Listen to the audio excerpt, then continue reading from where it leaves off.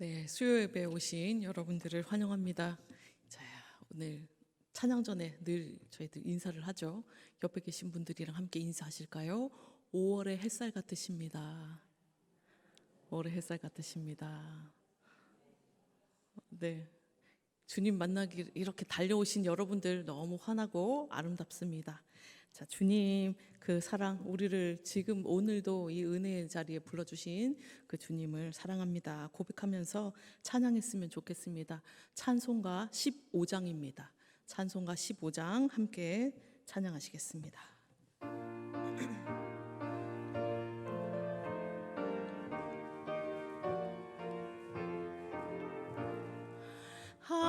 하나님의 크신 사랑 하늘에서 내리사 우리 맘에 항상 계셔 온전하게 하소서.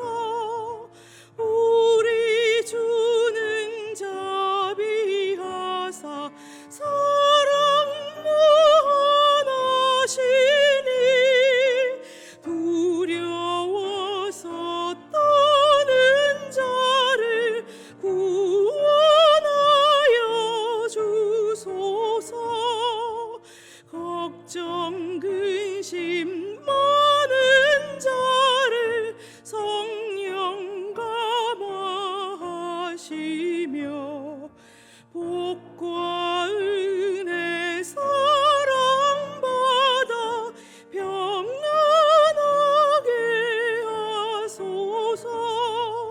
처음과 끝이 되신 주님 항상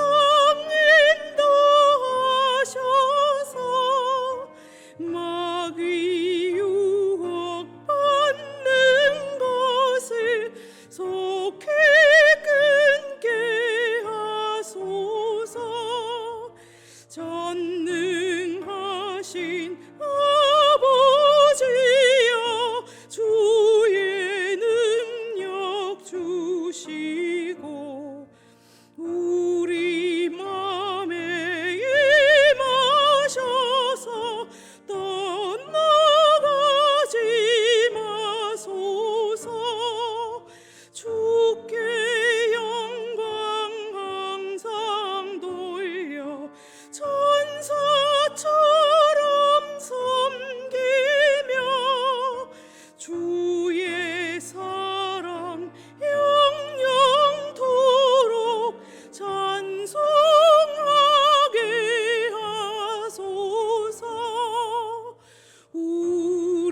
우리들이 거듭나서 흠이 없게 하시고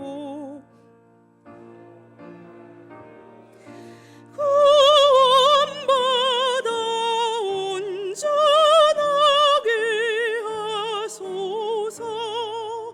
영광에서 영광으로 천국까지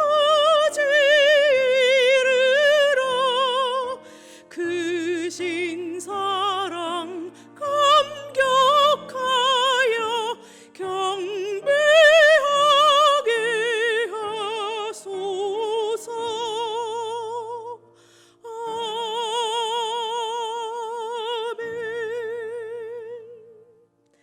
네, 또 찬송가 273장 함께 찬양하시겠습니다. 나 주를 멀리 떠났다.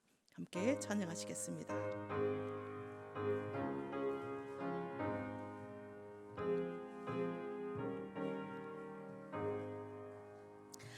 나 주를 멀리 떠났다.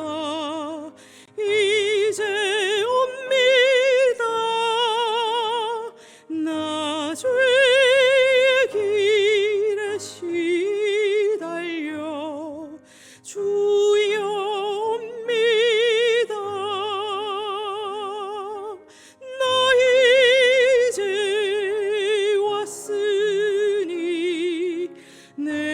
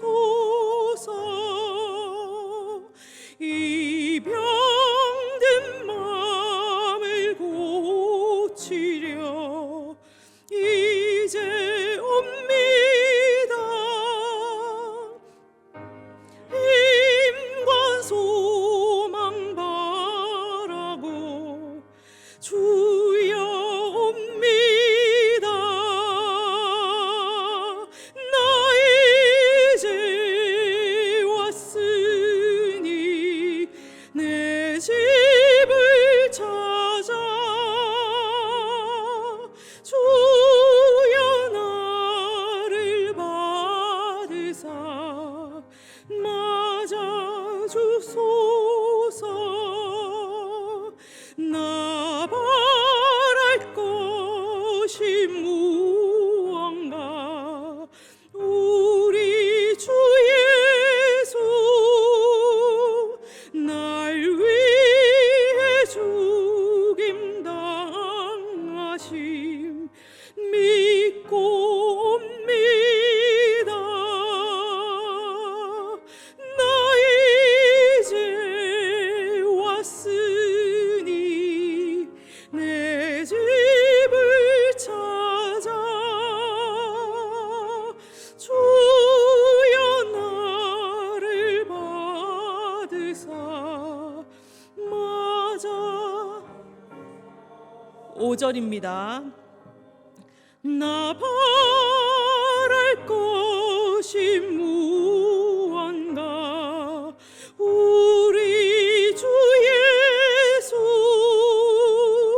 날 위해 죽임 당하심 믿고 옵니다.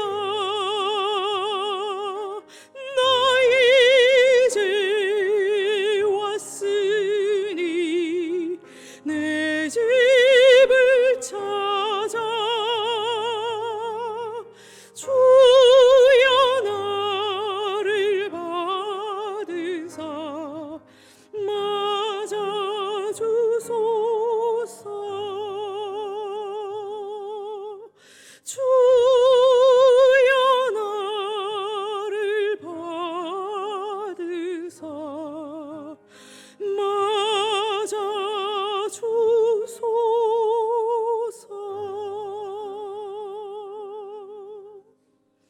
우리 합심해서 기도하길 원합니다. 주님 앞에 주님 없이는 살 수 없는 존재입니다. 주님 없이는 저 살 수 없는 존재입니다. 주님 붙잡아 주십시오. 한없는 사랑으로 진리로 우리를 주님 십자가 앞에 늘 이끌어 주시기를 이 시간 함께 기도하시고 또 주님 불러주신 그 예배 가운데 은혜가 넘치게 하시고 말씀 전하실 목사님 붙들어 주시기를 이 시간 통성으로 기도하시겠습니다. 사랑과 은혜가 많으신 하나님 아버지, 주님 세상에 나가 멀리 살다 주여 내가 디딛고 있는 이 땅에 주님 모든 맡겨주신 모든 일들 감당하다 주님 번뜩 정신들어 이제 주님 앞에 나옵니다. 주여 하나님 아버지, 내가 지었던 모든 죄들, 마음으로 주님 지나갔던 모든 죄들, 생각했던 모든 죄들조차 주님 앞에 다 거하오니 주님 정금과 같이 깨끗하게 하여 주시옵소서. 그래서 하나님 아버지 온전히 주님 앞에 서는 존재로 설 수 있도록 주님께서 흠없는 양같이 우리를 부르셨으니 주님 목소리에만 귀 기울이는 그런 자녀들로 이 시간 설 수 있도록 주님 앞에 설 수 있도록 붙들어 주시옵소서. 주여 하나님 아버지, 주님 없이는 주님 사랑 없이는 주님의 구원 없이는 한순간도 살 수 없는 존재임을 이 시간 고백하오니 우리를 불쌍히 여겨 주시옵소서. 주님 부디 주님의 하나없는 사랑으로 그 진리로 우리 영혼을 무장시켜 주시고 우리를 주님 십자가 앞에 겸손한 자로 주님 다시금 설 수 있는 자로 주님 무릎 꿇는 자로 붙들어 주시기를 또 불러 주시기를 간구하오니 함께 해 주시옵소서. 그러기 위해 하나님이 예배 자리에 불러 주셨습니다. 주님 성령님 우리 가운데 임해 주셔서 역사하여 주시고 은혜가 더할 수 있도록 도와주시고 또 말씀 전하실 그 목사님 말씀이 주님 하나하나 또렷하게 주님의 목소리로 들릴 수 있는 이 귀한 은혜의 시간 될 수 있도록 도와주시옵소서. 또 말씀 전하기 위해 주님 희성교회 가운데 세우신 목사님 붙들어 주셔서 영육간에 강건함을 더해 주시고 주님 또한 영역이 7배나 더해서 주님 말씀 전하실 때마다 그것이 능력의 말씀이 될 수 있도록 주님 붙들어 주시고 역사해 주시옵소서. 오로지 오늘 주님께서 우리 가운데 바라시는 모든 일들 또 우리 영혼을 통해서 이루시기 위한 모든 일들 주님 다 이루어지는 또 그것을 깨닫는 이 시간 귀한 시간 될 수 있도록 주님께서 붙들어 주시길 간구하며 주님께 기도드립니다. 주님, 내 인생을 좌지우지하는 것이 내가 아니라 주님이심을 믿습니다. 또 그래서 너무너무 감사합니다. 주님 정욕대로 내가 바라보고 취하고 욕심내고 마음껏 살았습니다. 그런데 하나님 아버지, 내가 이렇게 살다가는 주님 앞에 잊혀지겠다. 주님 앞에 주님께서 우리를 그냥 없는 자 취급하시겠다. 저 지옥불에 떨어지겠다. 다시금 정신 번쩍 들어서 주님 앞에 나옵니다. 우리를 맞아 주시옵소서. 주님의 뜻은 주님, 내가 안간힘 쓰는 것보다 높고 깊고 넓고 완전합니다. 그 주님의 뜻을 주님 따르는 자, 주님 내 생각조차도, 내 가치관조차도, 영혼조차도, 아님 그 생명조차도 주님이 바라시면 다 내어드릴 수 있는 주님의 자녀들로 살아갈 수 있도록 우리를 붙잡아 주시옵소서. 주님께 주저함없이 모든 것 드리는 믿음의 사람들 다 될 수 있도록 붙잡아 주시옵소서. 특별히 우리 희성교회 주님께서 기억하여 주셔서 주님 손에 꼭 붙잡아 주시고, 그래서 모든 성도님들이 또 이 교회가 평안하여 주님 말씀 위에, 주님 위에 든든히 서가는 이 교회가 되게 도와주시옵소서. 주님, 모든 성도님들이 소망과 기쁨으로 주님 앞에 나아오는 그 성전이 될 수 있도록 주님께서 이 가운데 일해 주시옵소서. 주님, 하나님께 사로잡혀 사는 자, 주님께 즐거이 따르는 모든 성도님들 다 될 수 있도록 도와주시고, 오늘도 주님 내 모든 것 다 버리고 주님 말씀에 따르기를 결단하는 이 은혜의 시간 될 수 있도록 주님 역사해 주시옵소서. 주님께서 그렇게 해주실 것을 믿으며 우리를 사랑하시는 예수 그리스도 이름으로 기도드립니다. 아멘.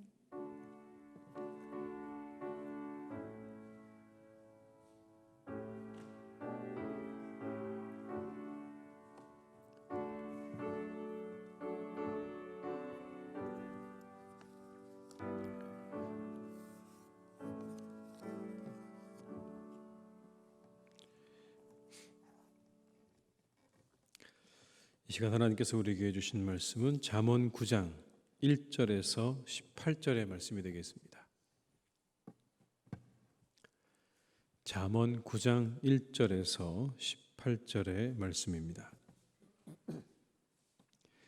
잠언 9장 1절에서 18절, 구약성경 919쪽에 있는 잠언 9장 1절에서 18절의 말씀입니다.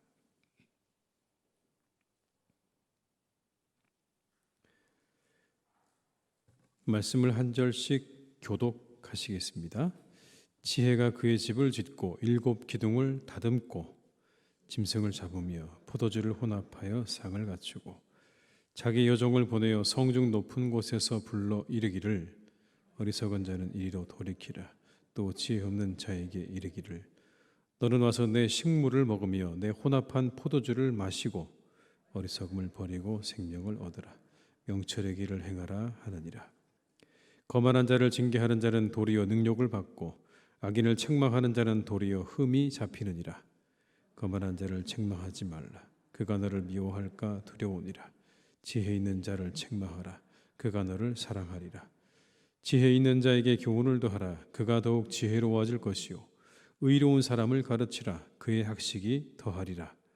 여호와를 경외하는 것이 지혜의 근본이요 거룩하신 자를 아는 것이 명철이니라.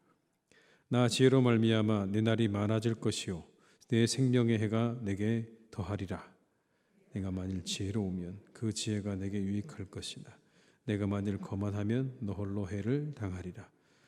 미련한 여인이 떠들며 어리석어서 아무것도 알지 못하고 자기 집 문에 앉으며 성읍 높은 곳에 있는 자리에 앉아서 자기 길을 바로 가는 행인들을 불러 이르되 어리석은 자는 이리로 돌이키라. 또 지혜 없는 자에게 이르기를 도둑질한 물이 달고 몰래 먹는 떡이 맛이 있다 하는도다. 오직 그 어리석은 자는 죽은 자들이 거기 있는 것과 그의 객들이 스올 깊은 곳에 있는 것을 알지 못하느니라. 아멘. 이 시간 함께 하신 모든 분들에게 하나님의 은혜가 함께 하시기를 주님의 이름으로 축복합니다. 어떤 이야기 가운데 이런 이야기가 있습니다. 조금 부족한 아들이 선을 보게 되었습니다. 아버지가 그 아들의 결혼을 꼭 성사시키고 싶어서 이렇게 이야기합니다. 여자를 만나거든 좋은 인상을 심어줘야 한다. 좋은 인상을 심어주려면 먼저 사랑 이야기를 하고 그 다음에 가족 이야기를 하고 그 다음에 철학 이야기로 맞춰라. 이렇게 조언을 해주었습니다. 결혼 상대자를 만들어 나간 이 아들이 떨리는 목소리로 아버지가 하셨던 말씀을 떠올리고 기억합니다. 네. 네.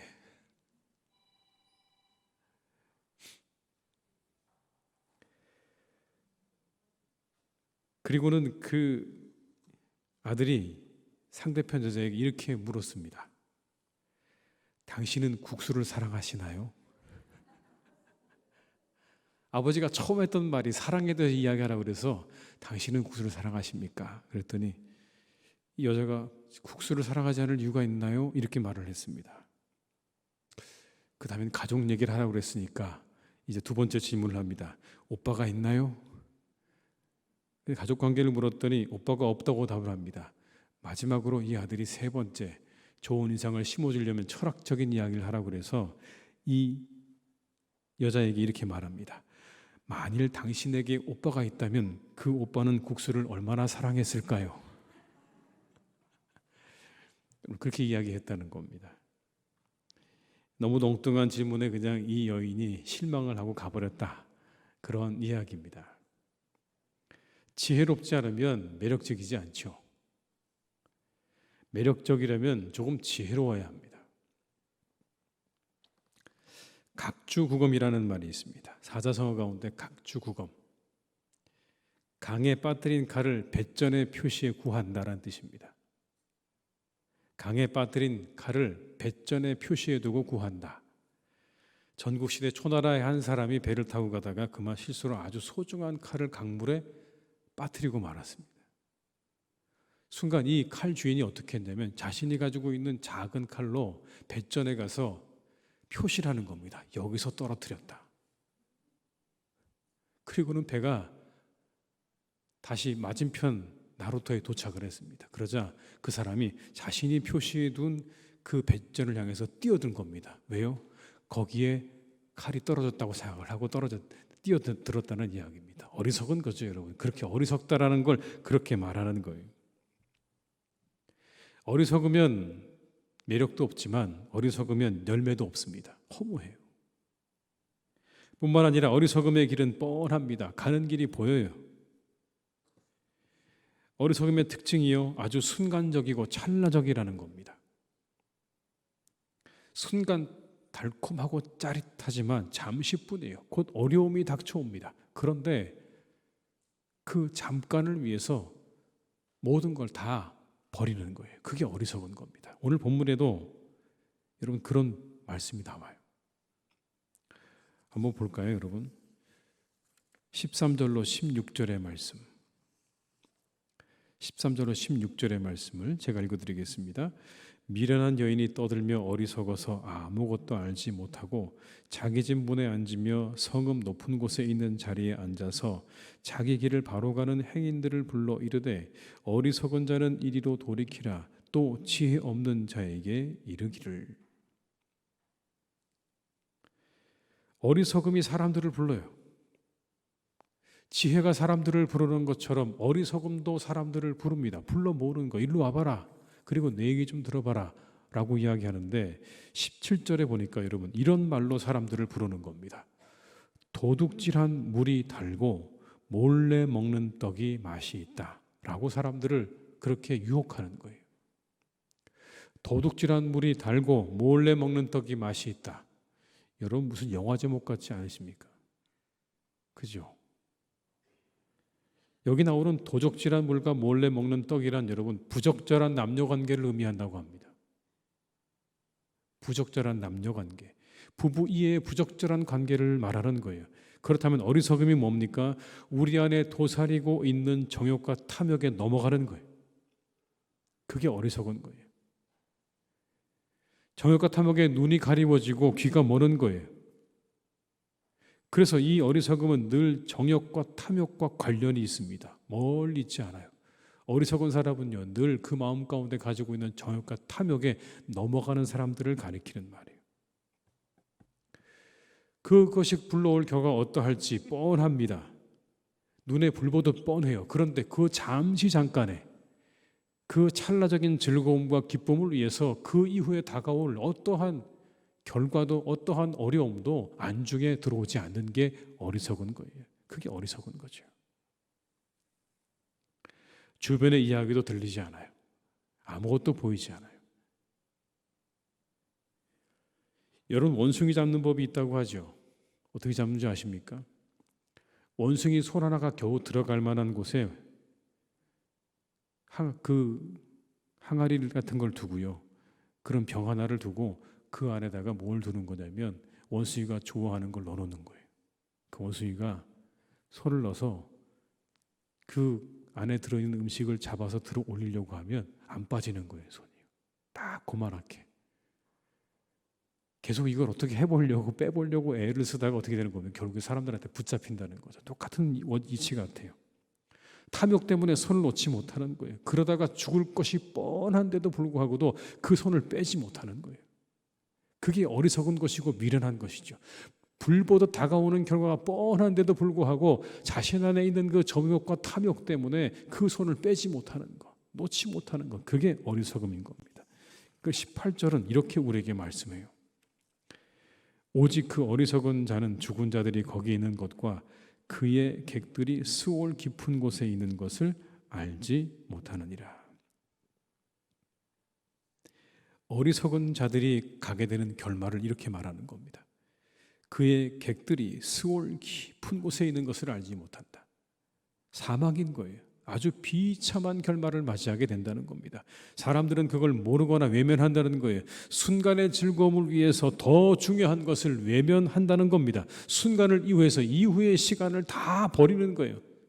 생명도 버리고 이후에 더 중요한 것들을 다 버리는 겁니다. 이게 미련한 거죠. 잠시 잠깐의 즐거움을 위해 더 중요한 것을 놓치는 것입니다. 정욕과 탐욕에 사로잡히게 될 때 우리는 어리석어지기가 쉽다라는 겁니다. 그러니 여러분, 우리가 지혜로우려면 우리 안에 있는 정욕과 탐욕을 잘 살필 줄 알아야 되는 것이고 그것들을 잘 다스릴 줄 알아야 우리가 지혜로워질 수가 있는 겁니다. 그냥 그걸 그대로 우리가 풀어놔주면 우린 절대로 지혜로워지기가 쉽지 않다는 그런 말씀이겠죠. 앞서 잠언의 말씀대로 살펴본 지혜의 유익은 놀랍습니다. 그 유익이 정금보다 낫다고 그랬어요. 부귀가 있게 될 것이고 생명도 있게 될 것이다 말씀했습니다. 그 삶이 해처럼 빛나게 될 것이고 생명을 얻게 될 것이다. 그런 말씀도 있었어요. 오늘 본문에도 여러분 이렇게 지혜는 놀라운 유익이 있다 설명을 합니다. 6절의 말씀을 한번 같이 읽어볼까요? 6절입니다. 어리석음을 버리고 생명을 얻으라. 명철의 길을 행하라 하느니라. 여러분, 지혜가 있으면 뭘 얻는다고요? 생명을 얻게 된다. 11절의 말씀에 또 이런 말씀이 나옵니다. 나 지혜로 말미암아 내 날이 많아질 것이요 내 생명의 해가 내게 더하리라. 이런 놀라운 유익이 있는 거예요. 지혜를 가지고 있는 사람에게는 이와 같은 놀라운 유익이 있는데 이 놀라운 지혜, 이 지혜의 유익이 무의미해지는 사람이 있다고 말씀합니다. 그냥 그걸 갖고만 있으면, 그걸 받아들이기만 하면 그의 삶 가운데 놀라운 유익이 있는데 그 지혜의 유익이 무의미한 사람이 있다. 오늘 잠언이 그걸 말씀합니다. 어떤 사람일까요? 거만한 사람이다 이렇게 말합니다. 거만한 사람. 7절과 8절의 말씀을 한번 같이 읽어보시겠습니다. 거만한 자를 징계하는 자는 도리어 능욕을 받고 악인을 책망하는 자는 도리어 흠이 잡히느니라. 거만한 자를 책망하지 말라. 그가 너를 미워할까 두려우니라. 지혜 있는 자를 책망하라. 그가 너를 사랑하리라. 거만한 자 책망하지 말라는 거예요. 왜요?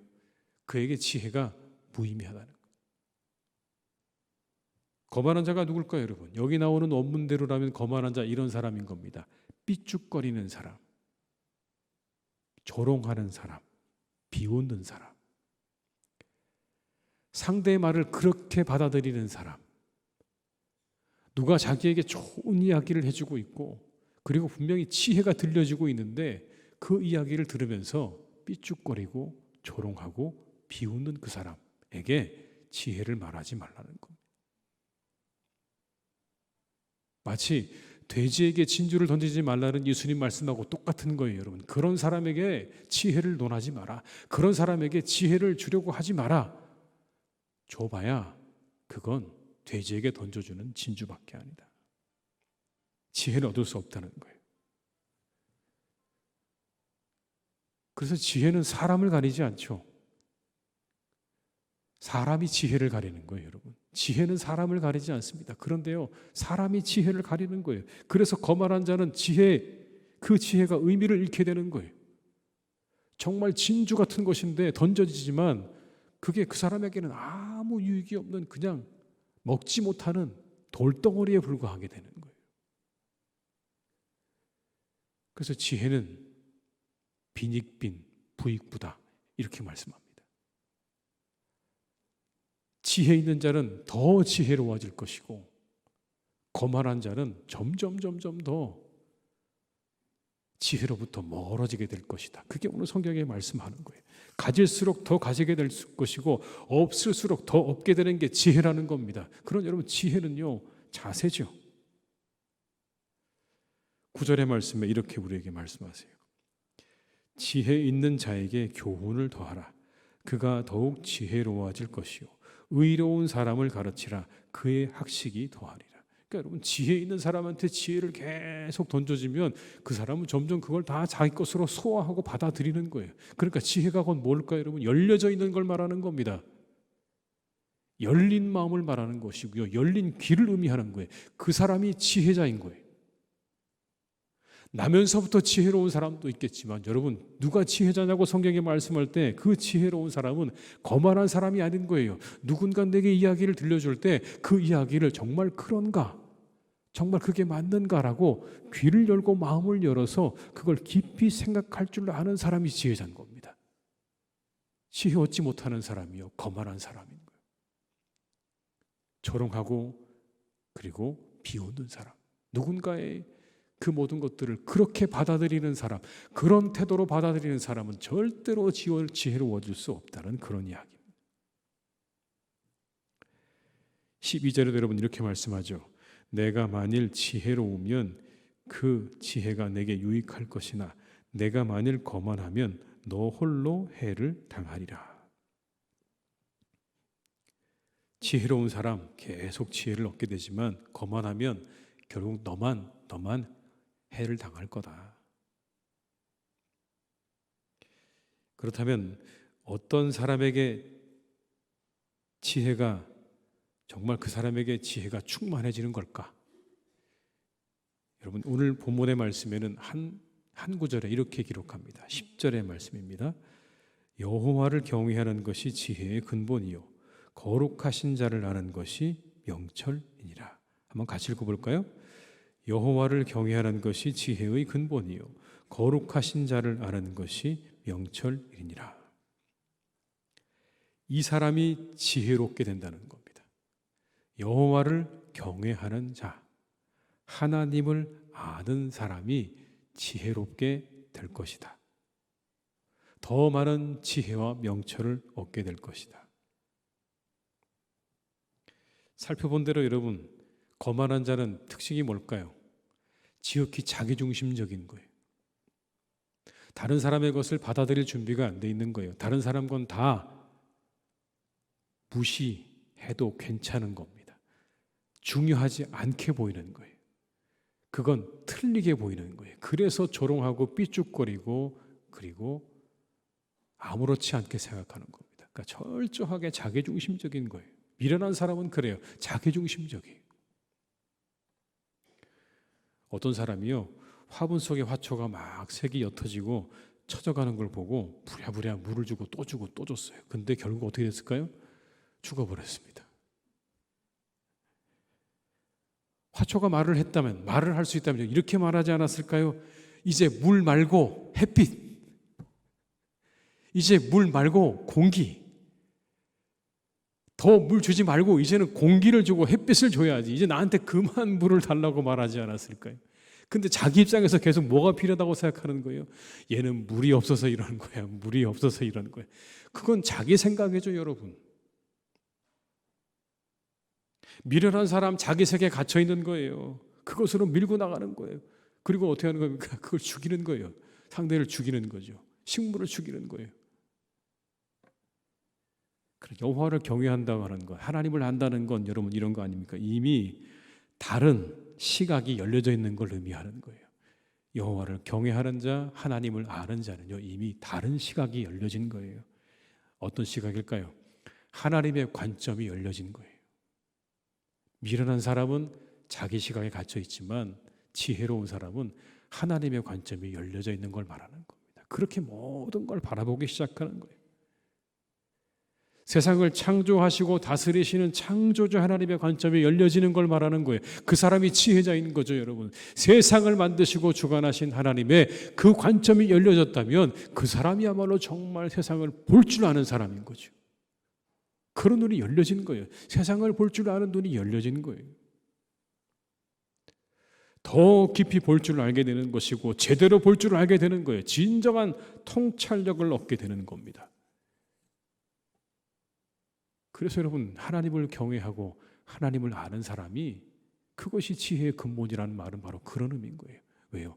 세상을 보는 관점이 열려졌기 때문에, 더 이상 내 안에 갇혀 있지 않기 때문에, 하나님의 눈으로 세상을 바라볼 수 있는 눈이 열려졌기 때문에 그는 지혜로울 수밖에 없는 거예요.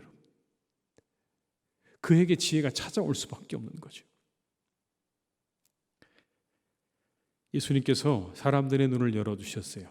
그리고 지혜를 얻게 하시죠. 사탄에게 받으셨던 예수님의 시험 가운데 첫 번째 시험, 여러분 기억하시죠? 뭐였죠? 돌이 변하여 떡이 되게 하라. 여러분 이거였죠. 그것에 대한 예수님의 답이 뭐였죠? 사람이 떡으로만 살 것이 아니라 뭐로 산다고요? 하나님 말씀으로 살 것이다. 여러분 여기도 지혜가 담겨 있는 거죠. 사람이 어떤 존재인지를 알게 하시는 거예요. 떡이 전부이고 떡으로만 살려는 사람들을 향해서 뭐라고 말씀하는 겁니까? 너희 그렇게 만들어진 존재가 아니라. 제발 그렇게 살려고 하지 말라. 떡이 전부인 것 같지만 그게 아니라고. 너희들은 그렇게 지어진 존재가 아니라는 것, 그런 말씀 아니겠어요? 세상 사람들은 다 그렇게 보죠. 사람은 떡으로만 살면 돼. 떡이 제일 중요하지. 우리가 가지고 있는 물질보다 더 중요한 게 어디 있어라고 사람들은 그렇게 말합니다. 그리고 그것을 얻는 것이 지혜라고 이야기하죠. 그걸 어떻게 얻을 것이냐, 어떻게 더 많이 가질 것이냐, 그것을 사람들은 지혜라고 이야기합니다. 그런데 예수님께서 그들을 향해서 뭐라고 말씀하시는 겁니까? 그렇지 않다는 거예요. 너희들은 하나님 말씀으로 살도록 지음받은 존재다. 여러분 이게 지혜죠. 우리들의 눈을 열어주시는 거잖아요. 그게 하나님의 관점에서 바라보는 거죠. 우리가 서로를 바라볼 때 우리가 안에 갇혀져 있는 그런 관점이 아니라 저 하늘에서 우리를 바라보는 그런 시각. 너희들은 하나님 말씀으로 살아야 돼. 그렇게 창조되었고 지음받았다고 하는 그런 하늘의 지혜를 우리에게 가르쳐주고 계시는 거예요. 근데 그렇지 못하면 다 모든 게 이용이 대상이 된다는 말씀을 제가 몇 차례 드렸던 것 같아요. 그런 지혜가 없으면, 여러분 그런 지혜가 없으면요, 모든 건 다 이용의 대상이 됩니다. 세상도 이용의 대상이고 사람도 이용의 대상일 뿐이고, 그리고 하나님마저도 이용의 대상이 되어버리는 거예요. 오늘 우리가 그 현실을 보고 있잖아요. 그게 얼마나 우리에게 안타까운 현실을, 비참한 현실을 가져다 주는지 우린 우리 눈으로 똑똑히 보고 있어요. 주님께서 우리에게 가르쳐 주신 이와 같은 시각이 없이 그냥 떡으로만 살려고 하는 사람들, 그래서 모든 것들이 다 이용의 대상으로 그렇게 전락해버린 세상이 어떻게 변해가는지 여러분 우리 눈으로 보고 있잖아요. 산업혁명 이후에 100여 년 만에 지구의 기온이 여러분 1.5도 올라갔습니다. 누구 때문에요? 사람 때문에요. 세상을 창조하시고 잘 다스리라고 하셨는데 이제 그거 다 내려놓고 모든 걸 다 이용의 대상으로 삼다 보니까 지구가 점점 망가져 가잖아요, 여러분. 사람들이 비인간화 되어져 가는 거예요. 심지어 하나님마저도 이용의 대상이 되어지는 여러분, 그런 신앙의 모습이 우리 가운데 있지 않습니까? 지혜를 잃어버리면 그 마지막은 결국 안타까운 곳으로 가는 겁니다, 여러분. 지혜를 잃어버린 사람들의 결실은 결국 모든 것이 다 도구가 되는 거예요. 여러분, 이런 이야기가 있습니다. 김 집사님, 이 집사님, 박 집사님 세 분이 모여서 헌금 드리는 방법에 대해서 이야기를 나누었대요. 하나님께 얼마만큼 바칠 것이 좋은 것인가에 대해서 서로 이야기를 나누었습니다. 그랬더니 김 집사님이 이렇게 말하는 겁니다. 나는 먼저 땅에 줄을 긋고 내가 가지는 돈 전부를 공중에 던집니다. 그 줄의 오른쪽에 떨어지면 하나님 거, 왼쪽에 떨어지면 내 겁니다. 그때 이 집사님이 보고 있다가 썩 좋은 방법은 아닌 것 같습니다. 나는 이렇게 합니다. 땅에다 원을 그려놓고 공중에 돈을 다 던져서 원 안에 들어오면 하나님 거, 원 밖에 떨어지면 내 거. 그래서 마지막으로 박 집사님이 이렇게 말하는 겁니다. 저는 다 모든 걸 하나님께 바칩니다. 뭘 다 바친다고요? 비웃었습니다. 그러자 이렇게 말합니다. 나는 하나님을 향해서 나의 돈 전부를 던져드립니다. 그리고 이렇게 말합니다. 공중에 머무는 건 하나님 것이고 땅에 떨어진 건 다 제 겁니다. 여러분, 재미있는 이야기이긴 한데요, 그 안에 뼈가 들어있어요. 그죠? 우리가 생각해 봐야 될 것들이 들어있는 겁니다. 여러분, 우리가 기도해야 될 게 뭘까요? 하나님을 경외함으로 참 지혜를 찾으셔야 돼요. 세상의 지혜가 아닌 참된 지혜를 얻어야 하는 겁니다. 야고보서 3장 15절에서 18절의 말씀에 이렇게 우리에게 기록합니다. 이러한 지혜는 위로부터 내려온 것이 아니요 땅 위의 것이요 정욕의 것이요 귀신의 것이니 시기와 다툼이 있는 곳에는 혼란과 모든 악한 일이 있음이라. 오직 위로부터 난 지혜는 첫째 성결하고 다음에 화평하고 관용하고 양순하며 긍휼과 선한 열매가 가득하고 편견과 거짓이 없나니 화평하게 하는 자들은 화평으로 심어 의의 열매를 거두느니라. 세상의 지혜로 가득하면 시기와 다툼과 그것으로 인한 혼란이 일어난다, 이렇게 말씀합니다. 하늘의 지혜는 성결하고 화평하고 관용하고 양순하고 긍휼과 선한 열매로 가득하고 편견과 거짓이 없다. 이게 하늘의 지혜의 특징이다. 우리 교회가 하늘의 지혜로 가득하기를 우리 모두가 함께 기도해야 할 줄로 믿습니다. 세상의 지혜가 아니라 하늘의 지혜로, 하나님의 지혜로 가득 찬 교회가 될 수 있기를 함께 우리 모두가 기도해야 할 줄로 믿습니다.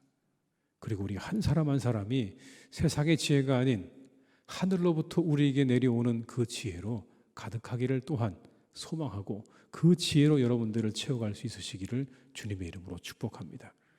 이 말씀 속에 담겨져 있는 풍성한 하늘의 지혜, 우리 주님의 모습 가운데 나타나고 있는 그 놀라운 지혜를 우리가 우리의 것으로 잘 삼아서 여러분이 가시는 곳 가운데, 머무시는 곳 가운데, 또 우리 교회 가운데 늘 화평케 하시는 하나님의 역사가, 그리고 사랑과 기쁨으로 충만한 역사가 언제나 그곳 가운데 함께 할 수 있기를 주님의 이름으로 축복합니다.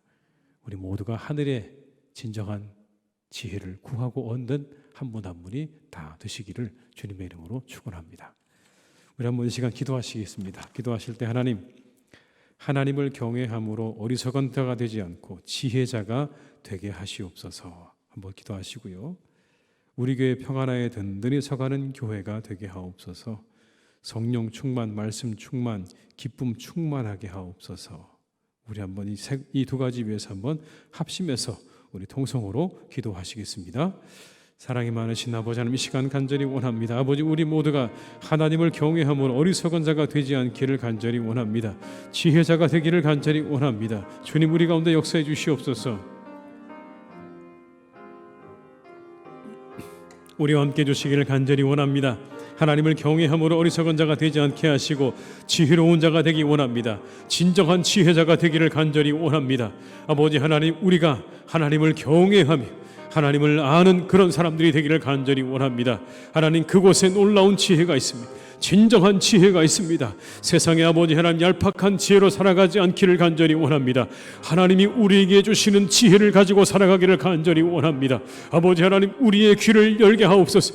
우리의 마음을 열게 하시옵소서. 우리의 눈을 열게 하여 주옵소서. 우리의 귀를 열고 우리의 마음을 열고 우리의 귀를 열어서 아버지 하나님, 진정한 지혜자로 살아갈 수 있기를 간절히 원합니다. 그 모든 것들을 아버지 꽁꽁 닫아 걸고 다른 모든 것들을 향하여 아버지 비축거리며 아버지 비난하며 아버지 조롱하는 그러한 모습으로 살지 않도록 붙잡아 주옵시고, 아버지 하나님, 우리가 세상을 향하여 그리고 아버지 하나님 향하여 열려진 마음으로 열려진 눈으로 귀로 우리가 그렇게 살아갈 때 하나님, 우리에게 지혜가 임할 줄로 믿사오니 하나님, 우리에게 지혜를 주시옵소서. 우리와 함께해 주시옵소서. 하나님의 교회를 평안하게 하시고 든든히 서가게 하시옵소서. 아버지 하나님, 우리 교회가 평안하게 하시고 든든히 서가기를 간절히 원합니다. 성령과 말씀과 기쁨으로 충만하게 하여 주시옵소서. 성령과 말씀과 기쁨으로 충만하게 하여 주시옵소서.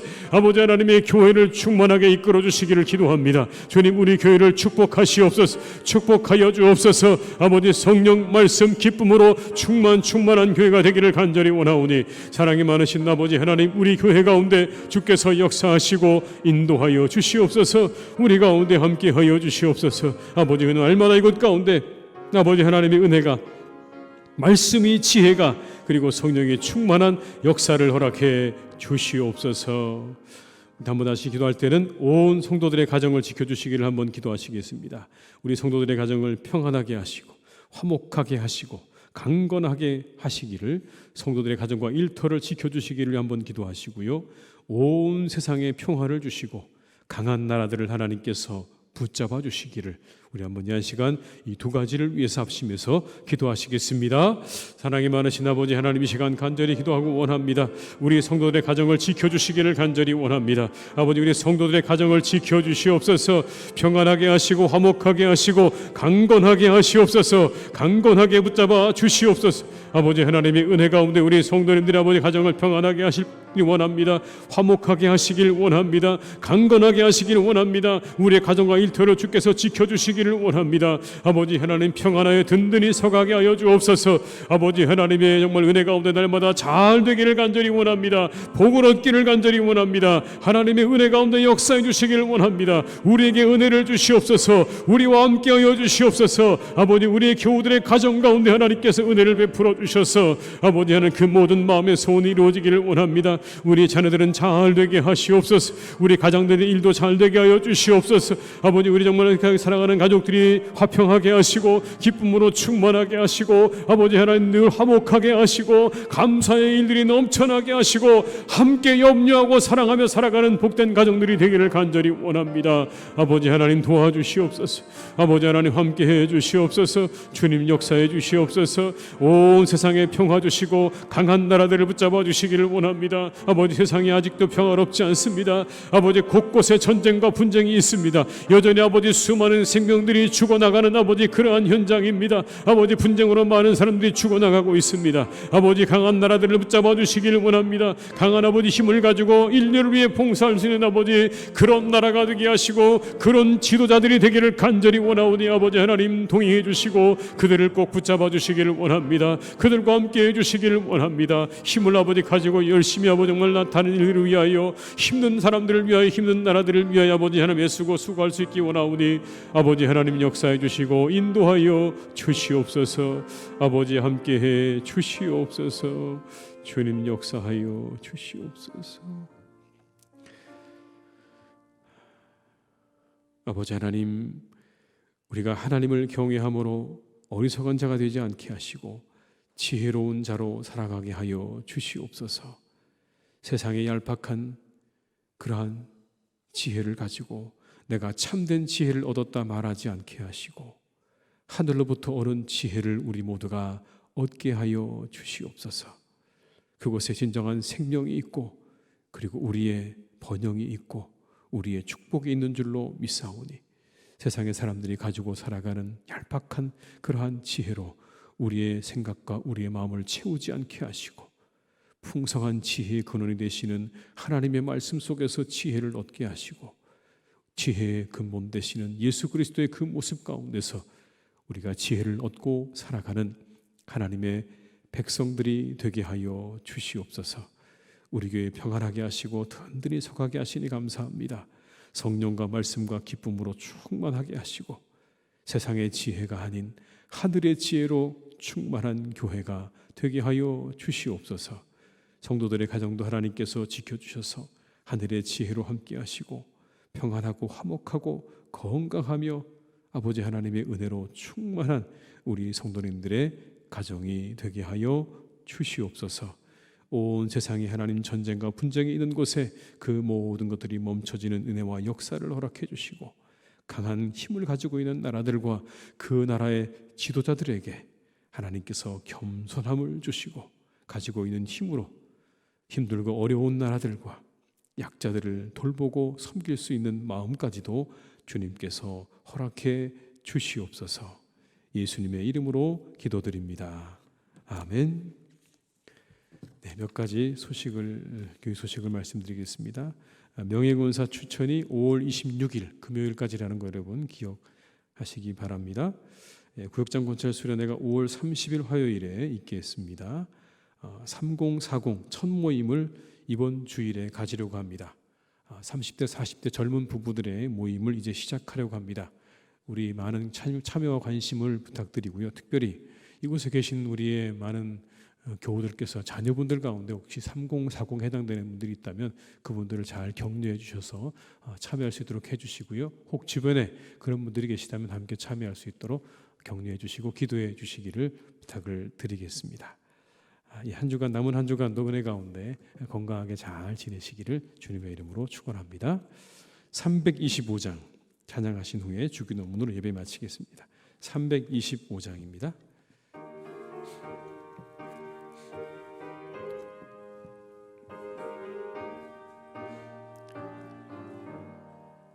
예수가 함께 계시니 시험이 오나 겁없네. 기쁨의 근원 되시는 예수를 위해 삽시다. 날마다 주를 섬기며 언제나 주를 기리고 그 사랑 안에 살면서 딴 길로 가지 맙시다. 이 세상 사는 동안에 주 이름 전파하면서 무한한 복락 주시는 예수를 위해 삽시다. 날마다 주를 섬기며 언제나 주를 기리고 그 사랑 안에 살면서 딴 길로 가지 맙시다. 이 세상 친구 없어도 예수는 나의 친구니 불의한 일을 버리고 예수를 위해 삽시다. 날마다 주를 섬기며 언제나 주를 기리고 그 사랑 안에 살면서 딴 길로 가지 맙시다. 주께서 심판하실 때 잘했다 칭찬하리니 이러한 상급 받도록 예수를 위해 삽시다. 날마다 주를 섬기며 언제나 주를 기리고 그 사랑 안에 살면서 딴 길로 가지 맙시다. 하늘에 계신 우리 아버지, 아버지 이름을 거룩하게 하시며 아버지 나라가 오게 하시며 아버지 뜻이 하늘에서와 같이 땅에서도 이루어지게 하소서. 오늘 우리에게 일용할 양식을 주시고 우리가 우리에게 잘못한 사람을 용서하여 준 것 같이 우리 죄를 용서하여 주시고 우리를 시험에 빠지지 않게 하시고 악에서 구하소서. 나라와 권능과 영광이 영원히 아버지의 것입니다. 아멘.